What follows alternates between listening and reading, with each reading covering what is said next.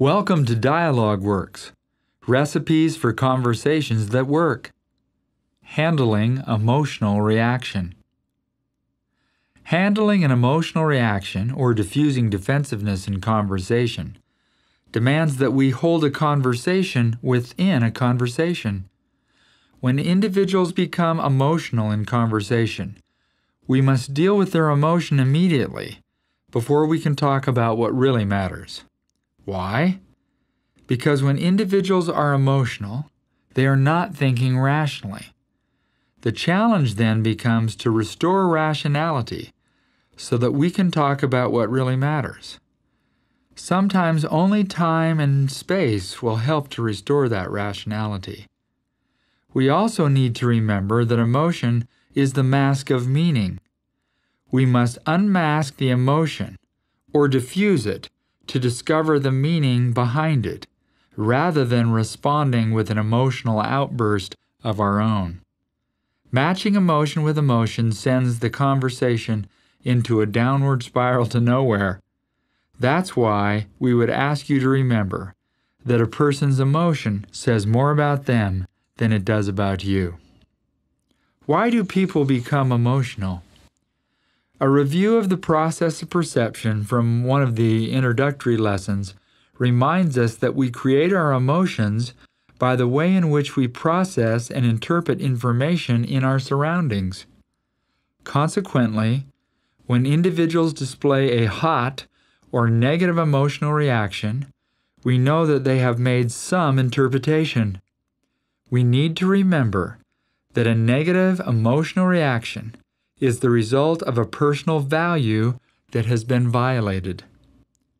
It doesn't matter if that violation is real or only perceived, because whatever the individual has interpreted is the basis of their reaction.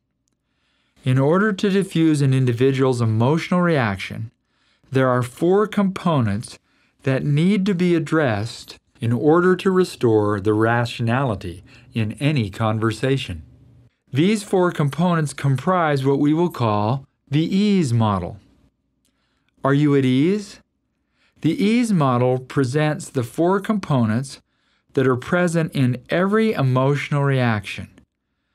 We can use these components to restore rationality, calm, or ease in any conversation. EASE is an acronym for ego, aim, stories, and emotion.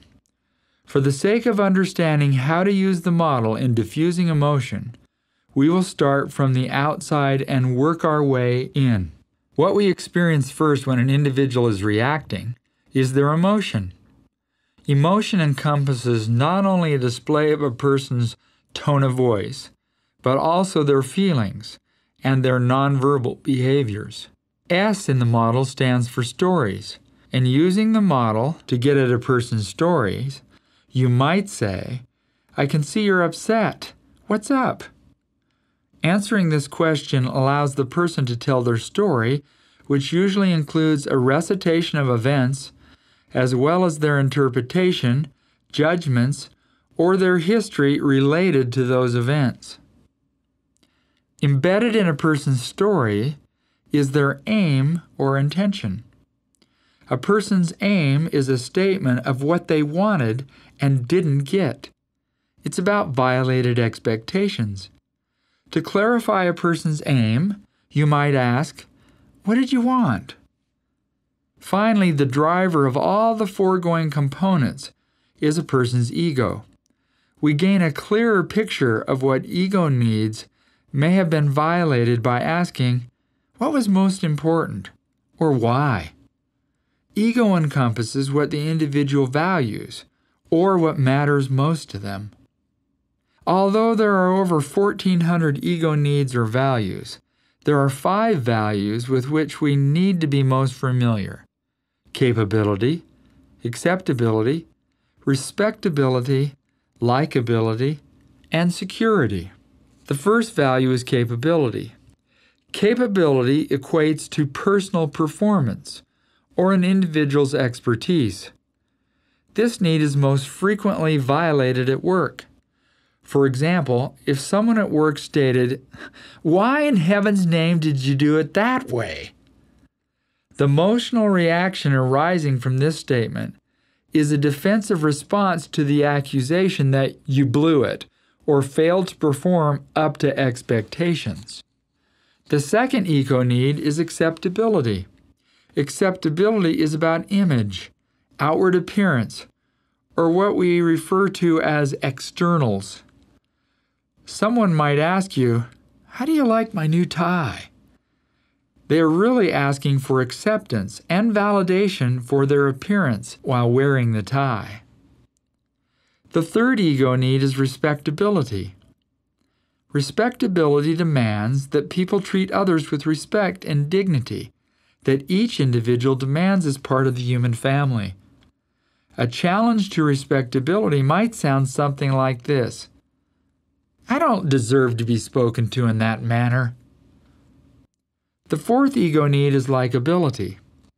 Likability encompasses the individual's need to be liked or valued for the quality of the relationships that they have with others. Where likability is challenged, you might hear someone state, "Hey, is that the way you treat all your friends?" The final and fifth ego need we will deal with is security. People want to be safe, financially, physically, emotionally. You would know that security is at risk if you heard someone say, "I can't say that. I need this job." We move through the ease model by asking questions from the outside in. We begin by acknowledging a person's emotion by stating, "I can see you're upset."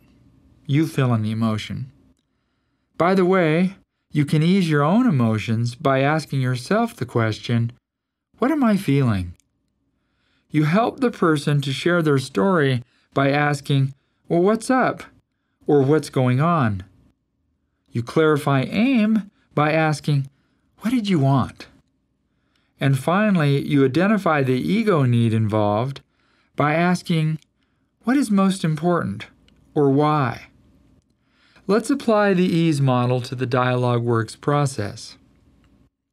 In using the DialogueWORKS process, the questions in the ease model can be easily incorporated into the different phases of the DialogueWORKS conversation guide as we initiate, discover, connect, and build to handle the emotional reaction. How do we initiate? Initiating is about beginning the conversation by describing the situation. To initiate, you simply make a statement reflecting the emotion you are seeing or the action you are witnessing. For example, if someone were emotional, you would state, "Wow, I can see you're upset." However, if the person was silent and not displaying any kind of an emotion, you might say, I noticed you haven't said anything to me for over 3 days now." This is a statement of their action or behavior. Once you have made a reflecting statement, you will want to immediately engage in discovery. How do we discover? Discovery is the process of gaining understanding by asking a number of questions. In order to increase your understanding, you would ask all of the questions that would help identify the person's story, aim, and ego needs. For example, for stories you would ask, "What's up?" or "What's going on?"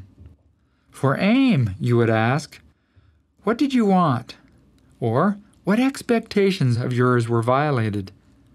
For ego, you would ask, "What was most important?" or "Why?" Don't hesitate to ask any clarifying questions during this process.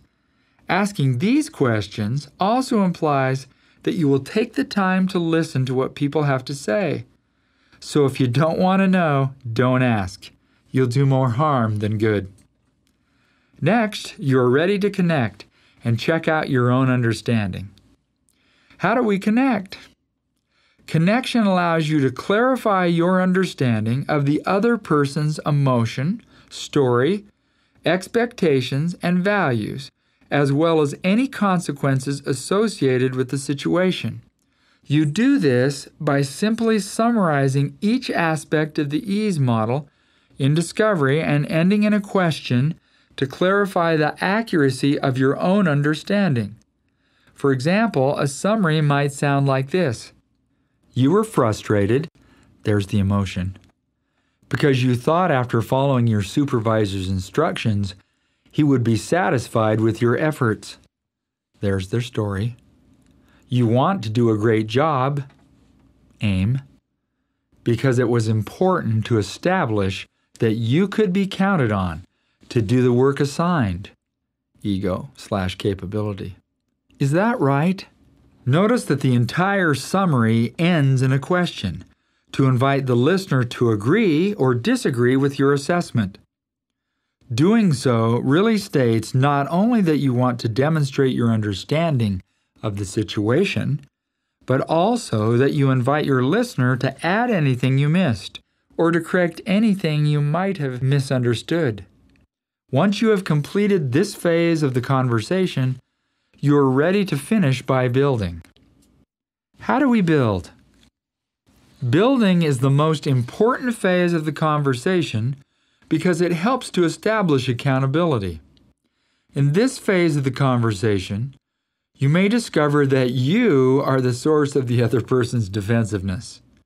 If you are not the source of the other person's defensiveness, simply offer ideas by asking, "Is there anything I can do to help?" Don't be surprised if they only want you to listen and act as a sounding board. However, you may discover that you are the source of the person's defensiveness. If this is the case, you will want to use your ABCs. A is for apologize. B is for build ego. And C is for clarify intent. Let's start with A. In giving an apology, you make an unqualified statement of regret or apology. For example, to effectively apologize, you would state, "I'm sorry that I wasn't very clear." On the contrary, you would not say, "I'm sorry that you didn't understand me." Although this may sound like an apology, it really puts the blame for misunderstanding back on the other person, the person that you failed to communicate with in the first place. Building ego is about reinforcing the ego need or value that was violated, whether the violation was intentional or not. For example, if someone said, "Gosh, after all the work I did, are you telling me I didn't get it right?" Notice this value violation is about capability, or all the work they did. Based on this statement, the person is expressing frustration that all of their work violated your expectations. To rebuild ego in this instance, you might say, "I know that you do great work and that you always do your best." Please note that rebuilding ego must be honest and sincere. You can't lie your way into rebuilding ego if what you are saying isn't true. Finally, clarifying intent is done by stating what you wanted or intended. It might sound like this. "When I asked you to come to my office, I wanted to talk to you about what went well with the project and what you thought could be improved." Some people like to apologize again by saying something like, "I'm sorry that I wasn't clear." In summary, let's review applying the DialogueWORKS process. In applying the DialogueWORKS process, you should note that this is not a conversation that you can effectively plan to hold because it happens when you least expect it. But you must prepare in advance so that when an emotional reaction occurs, you can immediately initiate by reflecting back to them their emotion or action. Then you will want to move to discovery by getting the person to tell their story. This will help you to identify the person's aim or ego. Once you feel like you have understood, then you connect with them by summarizing what you have heard and asking them to confirm or disconfirm your understanding. Finally, if the listener is reacting to something you said or did, build by using your ABCs to see if you can calm the storm. You might take the conversation guide and fill it out for an emotional conversation that didn't go particularly well. This will help you recognize where the conversation went awry and help you to be more prepared the next time around. What will it take? Most of us are not used to confronting emotional reactions directly. At least, we don't go around asking people to yell at us to see if we can handle it. To master this recipe, you will need to get the process firmly in mind. You need to study and practice using it, even if you only use individual parts of the process before putting it all together. The more time you spend learning the process, the quicker you will find yourself using it without even thinking about it. Here are 2 quick tips. You can reduce emotional reaction by asking questions that a person has to think to answer. Doing so forces them to a different place in their brain that restores rationality. If neither asking questions nor using the DialogueWORKS process works, then excuse yourself from the conversation. The individual is too emotional and irrational. It will take some time and space, generally about 48 hours, before some semblance of rationality returns. Learning and internalizing this recipe is the key to reducing emotion and creating conversations that work.